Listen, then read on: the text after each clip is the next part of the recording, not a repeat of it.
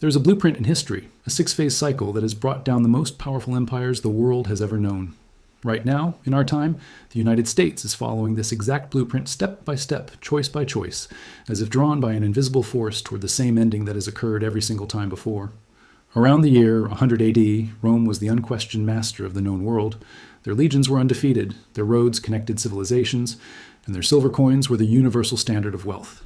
Within 300 years, the empire was a fractured, bankrupt shell of its former glory, a lesson carved into the stone of history. In 1920, the British Empire governed nearly a quarter of the planet. Their navy ruled the waves, London was the financial capital of Earth, and the British pound was the money that made global trade possible. Within 50 years, the empire was gone, the pound had collapsed, and Great Britain was a second-tier power living in the shadow of its own history. In 1985, the Soviet Union was one of two global superpowers. They commanded a nuclear arsenal capable of ending human life. Their influence stretched from Eastern Europe to Southeast Asia, and their ideology challenged the entire Western world. In less than 6 years, it completely dissolved. Not by invasion, but by imploding from the inside out. 3 titans, 3 world-spanning powers, 3 spectacular failures, all driven by the same predictable sequence of events. And here is the fact that should send a chill down your spine. The United States has already passed through the first 4 phases of this cycle. We are now living deep inside Phase 5. We are not approaching the pattern. We are its current subject. This is the story of how great nations die, why they always believe they are the exception to the rule, and why the unchangeable laws of economics suggest our turn is next. And it's all unfolding much faster than we are willing to believe. Before we walk through the 6 phases, you have to understand what the fall of an empire actually looks like. Not the romantic version in movies, but the reality on the ground. It doesn't begin with a lost war or a foreign army marching through your capital. It begins with a spreadsheet. It begins with promises that can't be kept and bills that can't be paid. The nation simply runs out of money. It stretches itself too far, promising to police the world, to protect everyone, to provide for everyone, until its economic foundation cracks under the impossible weight. At first, the decay is hidden. The stores are still full, the military still looks powerful, and the politicians still make grand speeches. But underneath the surface, the real strength of the nation is being hollowed out. The factories that make things are quietly closing. The smartest people start looking for opportunities elsewhere. The country stops investing in the future and starts borrowing from it, just to keep the lights on today. Then, the process speeds up. What was a slow erosion becomes a landslide. Your allies, who once depended on you, start making deals with your rivals. Your enemies, who once feared you, start to test your resolve, pushing you in small ways to see if you'll push back. The money you print, which the whole world once needed, starts to feel less valuable. Other countries stop wanting to hold it, and it all starts flooding back home, causing prices to soar for your own citizens. Suddenly, all your greatest strengths become your most dangerous weaknesses. Your army, stationed all around the world, becomes an unbearable expense. Your currency, once a tool of power, becomes a source of crippling inflation. Your promises of security to other nations, once backed by unshakable strength, become unbelievable. This isn't a theory. This is the recorded history of Rome, of Britain, of the Soviets.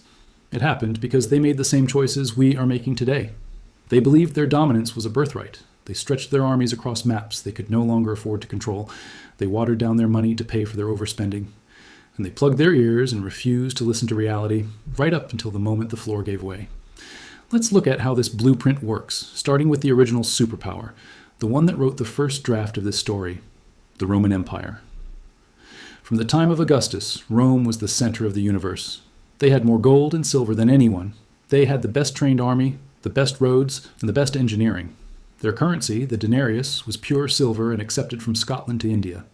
And this is where the cycle always starts, with a nation that controls the world's money and starts to believe that this power is permanent and without limits. The Roman emperors had more power than any humans who had ever lived, and they used it to expand and secure the empire. This led directly to Phase 1. Military overstretch. The Roman Empire had to defend a border that was thousands of miles long. They had armies stationed from the cold forests of Germany to the hot deserts of Syria, from the rainy shores of Britain to the banks of the Nile in Egypt. Every soldier needed a salary, food, and equipment. Every fort needed to be built and supplied. The cost was astronomical. To keep the peace and defend the frontiers, Rome was in a state of permanent, low-grade warfare everywhere, all the time. The empire was so vast, it was like trying to hold water in a net.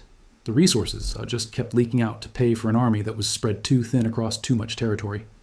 This crushing military cost led directly to Phase 2, currency debasement. The emperors couldn't raise taxes enough to pay for all their expenses, especially the army. So they turned to a trick as old as money itself. They cheated. They began to mix cheaper metals into their pure silver coins.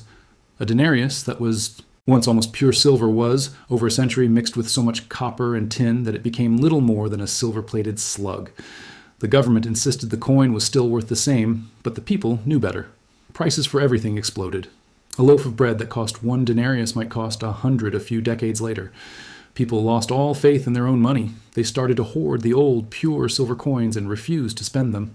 The currency, the very blood of the economy, was being poisoned by the government itself. With the money becoming worthless, the empire entered phase 3, crushing debt and taxation.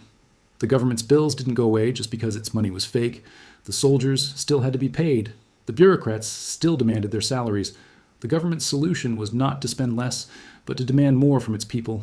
Tax collectors became the most feared people in the empire. They would seize property, livestock, and food.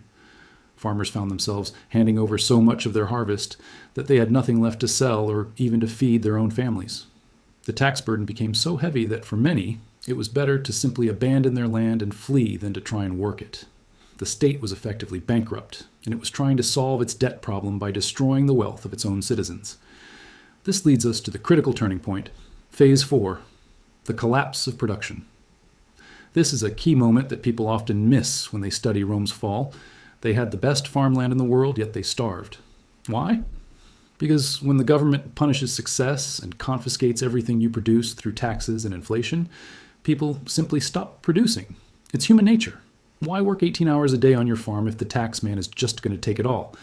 It was easier to go on the government dole in the city of Rome, where the state handed out free grain just to keep the population quiet.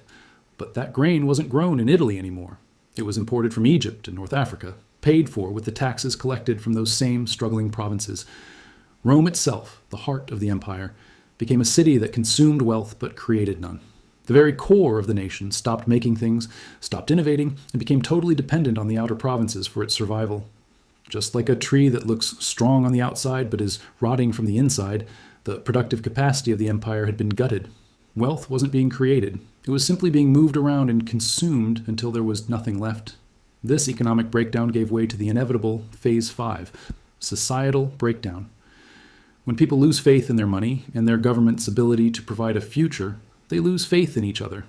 The social fabric that held the empire together for centuries began to tear. Crime became rampant. The rich retreated into walled villas, trying to protect their wealth, while the poor starved in the cities. The sense of shared identity, of being a Roman, was replaced by a desperate scramble for individual survival. People stopped having children. The population began to decline.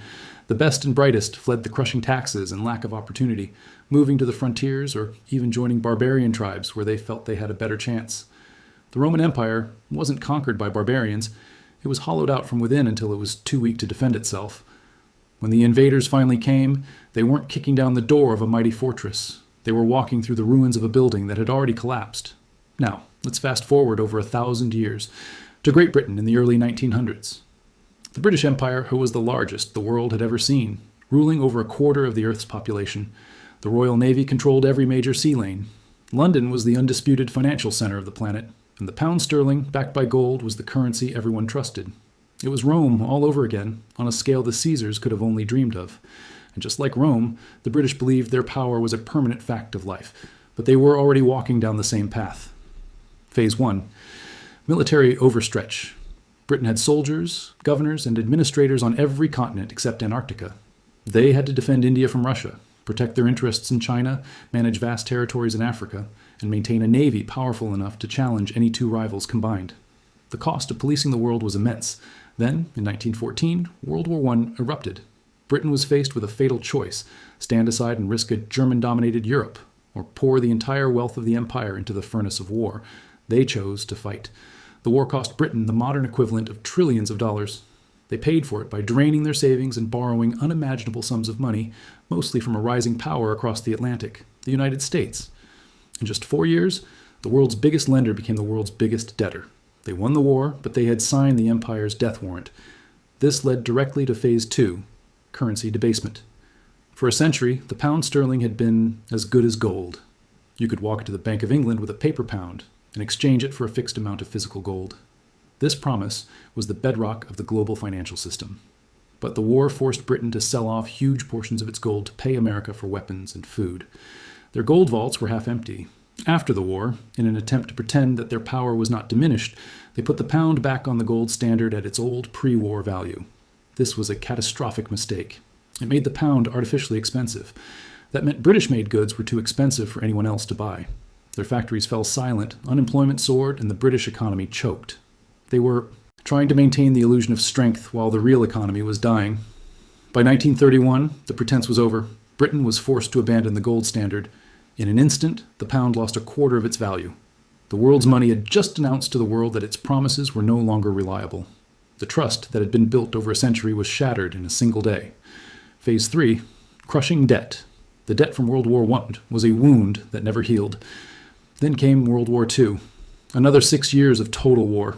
Another wave of astronomical spending. By 1945, Britain was victorious but utterly bankrupt. The amount they owed to the United States and Canada was more than the entire value of their economy. They had sold off their overseas assets, mortgaged their future, and were entirely dependent on American loans just to feed their people. The empire was an expense they could no longer afford. It was a luxury hotel they owned, but couldn't even pay to heat. This financial reality forced them into Phase 4, the loss of empire. The end came swiftly. In 1947, they granted independence to India, the jewel in the crown. Losing India wasn't just a symbolic loss, it was the end of the economic engine that had powered the empire for 2 centuries. Over the next 2 decades, the rest of the dominoes fell. Colonies across Africa, the Middle East, and the Caribbean were either granted independence or abandoned. By the 1970s, the empire on which the sun never set was gone, existing only in memory and on maps in museums. They simply could not pay to keep it. The pound continued its slow-motion collapse. What was once the undisputed king of currencies became a ghost haunting the financial markets. Britain kept some of its old symbols of power, a nuclear deterrent, a permanent seat on the UN Security Council, but these were relics of a bygone era. The economic reality was that they had become a mid-sized European nation, a close ally of the United States, but no longer its equal. The cycle had completed itself. Finally, let's look at the most recent and rapid example, the Soviet Union. From 1945 until its end, the USSR was a true superpower. It had a military that rivaled America's, nuclear weapons that could destroy civilization, and an ideology that it was exporting across the globe. They genuinely believed they were history's next chapter. But their entire system was built on a cracked foundation. Phase 1, military overstretch. The Soviets were obsessed with matching the United States militarily, but they were trying to do it with an economy that was a fraction of the size. They spent an estimated 20% of their entire national output on their military, a burden that would be unimaginable in the West. They supported communist regimes from Cuba to Vietnam, from Angola to Afghanistan. They were in a technological arms race they couldn't win, and a global competition they couldn't afford. The cost of this endless military expansion was bleeding their economy dry year after year. Phase 2 was a unique Soviet version of collapse, economic stagnation. The central planners in Moscow could order factories to build tanks, but they couldn't order them to innovate. The state-controlled economy was a disaster. It produced shoddy goods nobody wanted and created chronic shortages of necessities like food and clothing. A nation with some of the most fertile land in the world couldn't produce enough grain to feed its own people and had to import it from its capitalist rivals. There was no incentive to work hard or invent a better way of doing things because the state owned everything and decided everything. The economy wasn't just failing to grow, it was actively rotting. Phase 3, currency collapse. The Soviet ruble was never a currency that the world trusted. It was a fake currency for a fake economy. You couldn't freely exchange it for dollars or gold. To buy technology or grain from the West, the Soviets had to sell things the world actually wanted, oil and gold. For a while, high oil prices in the 1970s kept their broken system afloat. But when oil prices crashed in the 1980s, their only real source of money vanished. They were running out of the hard currency needed to prop up their failing state. Phase 4, the loss of empire. The implosion came with breathtaking speed. In 1989, the Berlin Wall fell. The satellite states of Eastern Europe, Poland, Hungary, East Germany, broke away one by one. The Soviets couldn't stop them because their military was too expensive to use and their treasury was empty. The outer layer of their empire evaporated in a matter of months. And then came the final phase, Phase 6 in our model, which for the Soviets happened almost instantly, complete dissolution. On Christmas Day 1991, the Soviet Union officially ceased to exist. It fractured into 15 separate countries. A superpower that had terrified the world for half a century disappeared without a major war. It died of economic failure. The pattern played out once more. Overstretch, economic failure, currency collapse, loss of empire, total breakdown. And this brings us to today. It's what should command your absolute attention. The United States is walking the same path, phase by phase. Phase 1, military overstretch. America maintains nearly 800 military bases in some 70 countries. Our troops are deployed globally. We have security guarantees with dozens of nations from Europe to East Asia. Our defense budget is larger than the next 10 countries combined. And yet, we are stretched thin, facing challenges from multiple rivals at once, with aging equipment and a shrinking industrial base to support it all. Just like Rome, just like Britain, we are policing a world we can no longer single-handedly afford to control. Phase 1 is complete. Phase 2, currency debasement. Since the US dollar was disconnected from gold in 1971, it has lost over 95% of its purchasing power. The government, through the central bank, can create trillions of dollars with a keystroke. In response to the last few crises, we've created more money out of thin air than at any point in our history. We're not mixing copper into silver coins. We are creating digital ones and zeros. The method is more sophisticated, but the outcome is identical. The money becomes worth less and less. Phase 2 is complete. Phase 3, crushing debt. Our national debt is now over $34 trillion. It is larger than our entire economy. Soon, the annual interest we pay on that debt will become the largest single item in the federal budget. Bigger than defense, bigger than Social Security. We are borrowing money just to pay the interest on the money we've already borrowed. This is the classic definition of a sovereign debt spiral, a path followed by every failed empire before us. Phase 3 is complete. Phase 4, the collapse of production. For decades, America has shipped its manufacturing base overseas. We gave up making steel, electronics, clothing, and even critical medicines, all in the name of cheaper prices. We now import far more than we export, year after year. We have become a nation that consumes, financed by printing the world's reserve currency. Just as Rome became dependent on Egyptian grain and Spain became dependent on foreign goods, we have become dependent on a world that may soon decide it no longer wants our paper dollars in exchange for their real things. Phase 4 is complete. This means we are now living in Phase 5, societal breakdown. You can feel it all around you. Trust in every major institution, the government, the media, the justice system, is at a record low. We are politically polarized to a degree not seen since the Civil War. Deaths from drug overdoses, what some call deaths of despair, are at epidemic levels. Our birth rates have fallen below replacement level. We are a nation that is angry, divided, and pessimistic about the future. The social cohesion required for a great nation to prosper is fraying before our eyes. We have completed 5 of the 6 phases. Britain and the Soviet Union both entered complete collapse shortly after entering Phase 5. Rome endured it for longer, but the outcome was the same. We are not at the beginning of this journey. We are near its end. Phase 6 is the loss of reserve currency status. This is the final step before the lights go out. It happens when the rest of the world stops using the dollar to trade and save. We are seeing the first tremors of this earthquake right now. Major nations like China and Russia are actively trading in their own currencies. Countries are diversifying their reserves into gold. New alliances are forming with the explicit goal of creating an alternative to the dollar-based system. When the world no longer needs our dollars, they will all come flooding back to our shores, and the inflation we have exported for 50 years will come home to roost. That is the moment of collapse. Not a slow, gentle decline, but a sudden, sharp crisis. The Soviet Union dissolved in under 3 years. The British Empire vanished in 2 decades. When the system of trust that underpins a superpower's currency and debt finally breaks, the fall is fast and brutal. And everyone who believed it can't happen here is proven wrong, just as they have been every single time before. 3 great empires have followed this cycle: Rome, Britain, the Soviet Union. Each one thought they were special. Each one believed the laws of economics did not apply to them, and each one learned that history is a force more powerful than any army. We are telling ourselves the same comforting lies today. We're the United States. We have the best technology. Everyone needs the dollar. But the cycle doesn't care about our national pride. The cycle is driven by arithmetic. You cannot spend more than you earn forever. You cannot have a strong nation without a strong manufacturing base. You cannot destroy the value of your money without destroying your society. You cannot escape Phase 6 after you have willingly completed Phases 1 through 5. The path is set. The only real question left is how much time we have. Perhaps this time will be different. Perhaps America will find the courage to change course, to do what no other empire in this position has ever done: reform its finances, rebuild its industry, and restore its unity.